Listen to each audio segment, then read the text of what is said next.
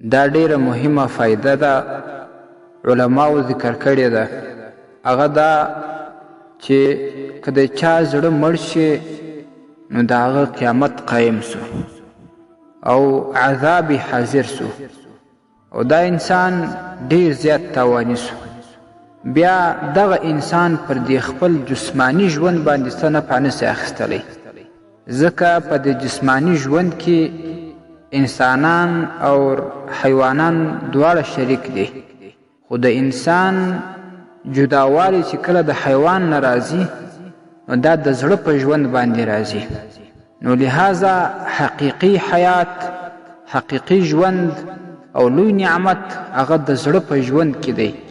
یعنی مطلب دا چې کله زړه ژوندی سي، زړه په زړه کې نور پیدا شي، د زړه تیاریکی او توروالی ختم شي، نو دا انسان بیا د ایمان په خوند باندې پوهیږي.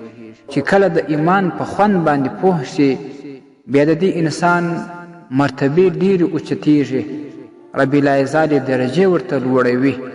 او څوک چې د دې حیات یعنی د زړه د ژوند مزه وڅکي، نو بیا تر مرګه پورې هغه په دې طلب کې وي چې د ایمان د قوت دپاره کم اعمال وي بیا هغه کوي، دې په حاصلولو باندې بوخت وي. د دې دپاره علماو ډیر اسباب ذکر کړي دي.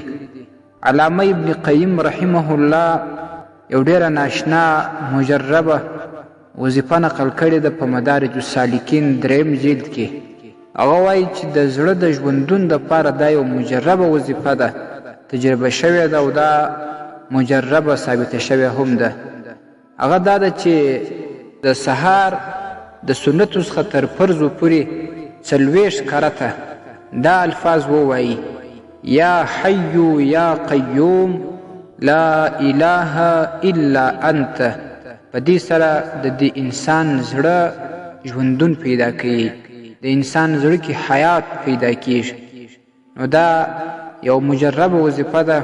خپلو ټولو ورونو او خویندو ته دا وایم چې دا وظیفه دې عملي کړي، انشاءالله دوی ته به ډېره عظیمه فایده وکړي.